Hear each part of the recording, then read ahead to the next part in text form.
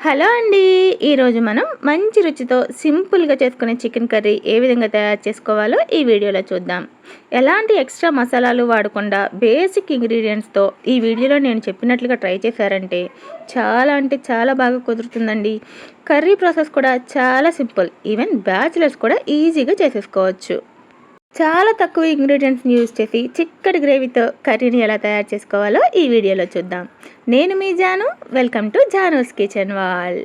ఈ కర్రీ కోసం ఒక టేబుల్ స్పూన్ వరకు గసగసాలు, ఒక 5 జీడిపప్పుల్ని ఒక పావు గంట పాటు ఈ విధంగా వాటర్లో వేసుకొని నానబెట్టుకోండి. పావు గంట తర్వాత ఒక మిక్సీ జార్ తీసుకొని ఈ ఇంగ్రీడియంట్స్ని మిక్సీ జార్లో వేసుకొని మెత్తటి పేస్ట్ లాగా మిక్సీ పట్టుకోండి. ఈ పేస్ట్తోనే చికెన్ కర్రీ టేస్ట్ అనేది చాలా బాగా కుదురుతుందండి.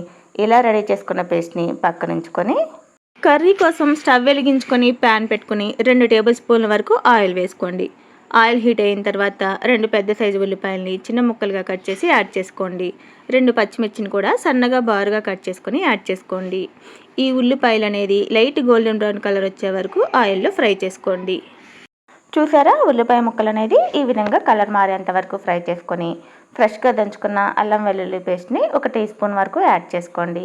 ఈ అల్లం వెల్లుల్లి పేస్ట్ కూడా పచ్చివాసన పోయేంత వరకు బాగా ఫ్రై చేయండి. ఇప్పుడు ఇందులోకి శుభ్రం చేసి పెట్టుకున్న 1/2 కేజీ చికెన్ని యాడ్ చేసుకోండి.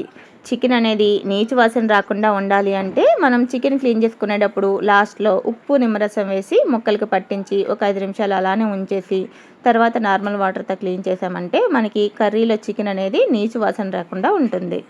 చికెన్ ముక్కలు వేసుకున్న తర్వాత స్టవ్ ఫ్లేమ్ని హైలో ఉంచుకొని చికెన్ ముక్కలు వేడెక్కే వరకు ఒక 2 నిమిషాల పాటు ఈ విధంగా కలుపుకుంటూ హై ఫ్లేమ్లో వేయించుకోండి. ఆ తర్వాత ఫ్లేమ్ని మీడియంలోకి అడ్జస్ట్ చేసుకొని ఈ చికెన్కి సరిపడినట్లుగా 2 స్పూన్ల వరకు ఉప్పు, 1/2 స్పూన్ వరకు పసుపు వేసుకొని ఈ ఉప్పు పసుపు అనేది ముక్కలకి పట్టేలాగా గరిటెతో కలుపుకొని మూత పెట్టి మగ్గించుకోండి. చికెన్లో రిలీజ్ అయిన వాటర్ అంతా ఈ విధంగా ఇంకిపోయేంత వరకు మగ్గించుకోవాలి. ఇప్పుడు ముందుగానే రెడీ చేసుకున్న గసగసాల పేస్ట్ను కూడా ఈ చికెన్లోకి యాడ్ చేసేసుకోండి. ఈ పేస్ట్ కూడా పచ్చివాసన పోయేంత వరకు ఒక 4-5 నిమిషాల పాటు ఈ విధంగా గరిటెతో కలుపుకుంటూ ఉడికించుకోండి. ఇలా 4-5 నిమిషాల తర్వాత ఆయిల్ అనేది సపరేట్ అవుతూ ఉంటుంది. ఈ స్టేజ్లో కారానికి తగినట్లుగా ఒక 2 టీ స్పూన్ల వరకు కారాన్ని యాడ్ చేసుకోండి.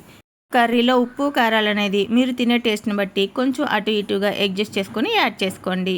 ఇందులోనే ఒక టేబుల్ స్పూన్ వరకు వేయించుకున్న ధనియాలు జీలకర్ర పొడిని కూడా యాడ్ చేసుకోండి. ఇవన్నీ కర్రీలో కలిసేలాగా ఒకసారి గరిటెతో కలుపుకొని మూత పెట్టి ఆయిల్ సపరేట్ అయ్యేంత వరకు మగ్గించుకోవాలి.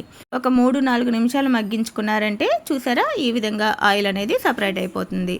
ఈ విధంగా మగ్గించుకున్న తర్వాత గ్రేవీ కన్సిస్టెన్సీకి తగినట్లుగా ఒక 150 ml వరకు వాటర్ని యాడ్ చేసుకోండి.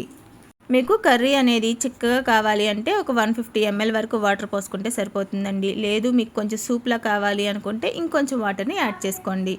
ఇప్పుడు ప్యాన్కి మూత పెట్టి కర్రీ కన్సిస్టెన్సీ దగ్గర పడేంత వరకు ఉడికించుకోండి.